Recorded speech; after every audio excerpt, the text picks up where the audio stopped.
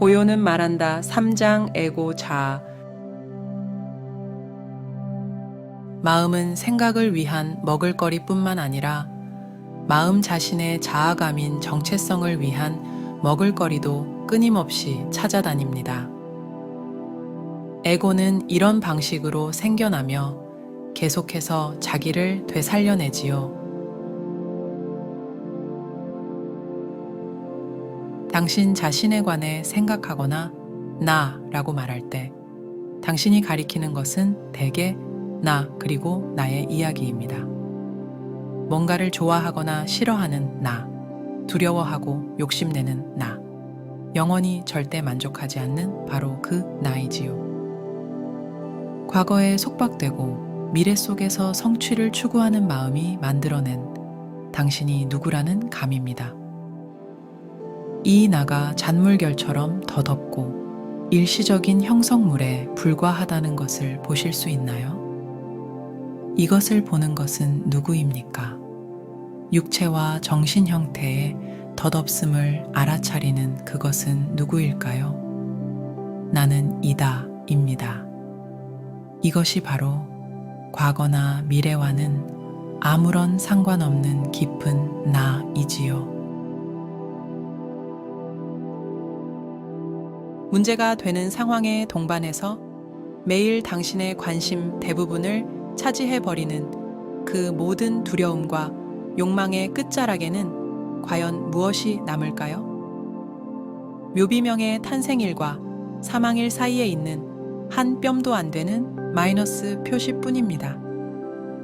에고 자에게는 우울하게 만드는 생각이지요. 당신에게는 해방감을 느끼게 합니다. 각각의 생각이 당신의 관심을 완벽하게 흡수해버린다면 그것은 머릿속 목소리를 자신과 동일화하는 것을 의미합니다. 그렇게 되면 생각은 자아감을 부여받습니다. 그것이 바로 마음이 만든 나라는 에고이지요.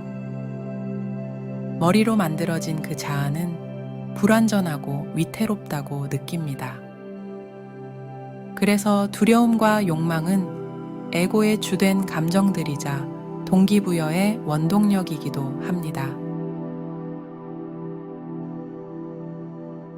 당신인 척 행세하며 절대 말을 멈추지 않는 목소리가 머릿속에 있다는 것을 알아볼 때 당신은 무의식적 생각 흐름과의 동일화에서 깨어납니다. 그 목소리를 알아볼 때 진정한 당신은 생각하는 자인 목소리가 아니라 그것을 알아차리는 자임을 깨닫습니다. 목소리 뒤편에 있는 알아차림을 당신 자신으로서 아는 것이 자유입니다. 에고자아는 항상 뭔가를 추구하는 일에 온 힘을 다합니다. 더욱 완벽하다고 느끼게 하려고 자신에게 덧붙일 더 많은 이것저것을 구하지요. 이것이 미래에 대한 에고의 강박적 집착을 설명합니다.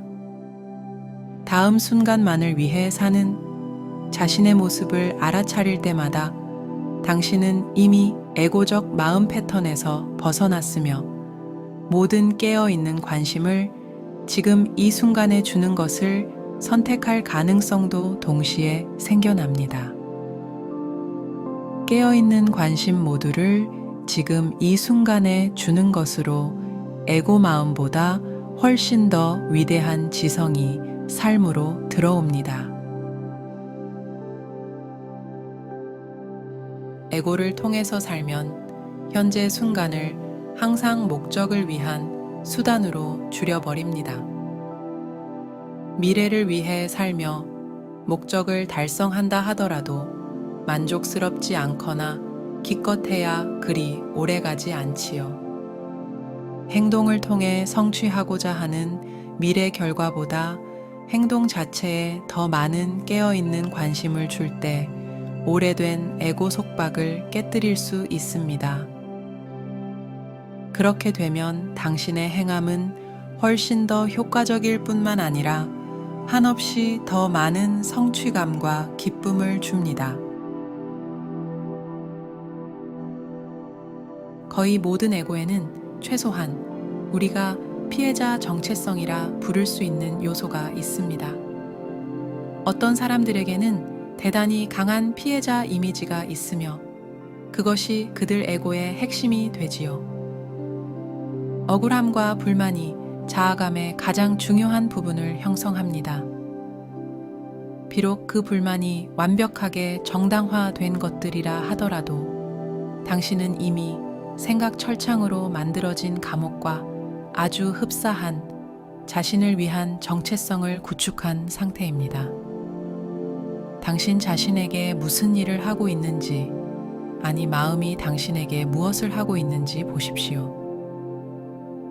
피해자 이야기에 달라붙어 있는 당신의 감정적 집착을 느끼시고 그 이야기를 생각하거나 말하고 싶어 하는 강박을 알아차리세요.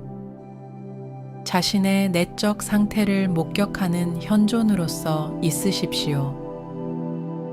당신은 아무것도 할 필요가 없습니다. 의식의 탈바꿈과 자유는 그 알아차림과 함께 옵니다. 불평과 맞대응은 에고가 자신을 강화하는데 즐겨 사용하는 마음 패턴들입니다. 많은 사람의 정신적, 감정적 활동 대부분은 이것저것에 대한 불평과 맞대응이지요. 불평하고 맞대응하는 것으로 다른 사람이나 어떤 상황을 틀린으로 만들고 자신은 옳은으로 만듭니다. 옳게 되는 것을 통해 우월감을 느끼고 우월감을 통해 자아감을 강화합니다. 물론 실제로는 에고의 환상을 강화하고 있을 뿐이고요. 당신 안에 있는 그 패턴들을 관찰해서 머릿속에 있는 불평하는 목소리가 무엇인지 알아볼 수 있겠습니까? 분리된 독립체라는 느낌은 이것저것에 대항한 싸움을 통해 그리고 이것이 나이지 저것은 나가 아니야 라고 보여주는 것을 통해 강화되므로 에고 자아감은 다툼이 필요합니다. 부족, 국가, 그리고 종교가 적을 두는 것으로부터 강화된 집단 정체감을 끌어내는 일도 적지 않습니다. 믿지 않는 자 없이 누가 믿는 자가 될 수 있겠습니까? 사람들을 대할 때 미묘한 우월감이나 열등감을 감지할 수 있습니까? 당신은 비교를 통해 사는 에고를 바라보고 있습니다. 에고는 누군가에게 좋은 일이 생기거나 누군가가 당신보다 더 많이 소유하거나 더 많이 알거나 당신보다 더 많은 일을 할 수 있을 때 위축감을 느끼며 부러움은 그런 에고가 만들어내는 일종의 부산물입니다. 에고의 정체성은 비교에 의존하며 덜을 먹고 살지요. 어떤 것이든 붙잡습니다. 다른 모든 시도가 실패하면 남보다 삶이 더 불공평하다거나 다른 사람보다 더 몸이 아프다고 자신을 바라보는 것으로 허구적 자아감을 강화할 수도 있고요. 자아감을 끌어내는 그 소설들로 당신은 어떤 이야기를 하고 있습니까? 분리감을 유지하기 위해 대항하고 저항하며 배타하는 행동은 에고 자아의 구조 자체에 짜 넣어져 있습니다. 에고는 그것들에 의존해서 생존하며 그래서 남에 대항한 나가 있고 그들에 대항한 우리가 있습니다. 에고는 어떤 일이나 어떤 사람과 분쟁 상태에 있어야만 합니다. 그래서 평화, 기쁨, 사랑을 원하면서도 그것들을 그리 오래 참아내지 못하지요. 행복을 원한다고 말하지만 당신은 불행에 중독되어 있습니다. 궁극적으로 당신의 불행은 삶의 주변 환경이 아니라 마음의 속박으로부터 생겨납니다. 과거에 했던 일이나 하지 못했던 일로 죄책감이 드십니까? 이것만큼은 확실합니다. 당신은 그 당시의 의식 수준, 아니 무의식에 따라 행동했을 뿐입니다. 만약 좀 더 알아차렸거나 의식적이었다면 다르게 행동했을 것입니다. 죄의식은 정체성, 즉 자아감을 만들어내려는 에고의 또 다른 시도입니다. 에고에게는 그 자아가 긍정적이냐 부정적이냐는 중요하지 않지요. 당신이 했던 행동 또는 실패한 행동은 무의식, 즉 인간에게 있는 무의식이 겉으로 드러난 모습이었습니다. 하지만 에고는 그것을 개인화해서 내가 했어 라고 말하고 당신은 자신을 나쁜 사람으로 여기는 머릿속 이미지를 지니고 다닙니다. 역사를 통해서 인간들은 셀 수 없이 많은 폭력적이고 잔인하며 상처 입히는 행동들을 서로에게 저질러 왔고 계속해서 저지르고 있습니다. 그들 모두가 비난받아야 할까요? 그들 모두가 유죄일까요? 아니면 그 행동들은 단지 무의식의 표현일 뿐이며 그것은 우리가 지금 벗어나고 있는 진화의 한 단계일까요? 저들은 저들이 하는 일을 모르니 용서하소서 라는 예수의 말은 당신 자신에게도 적용됩니다.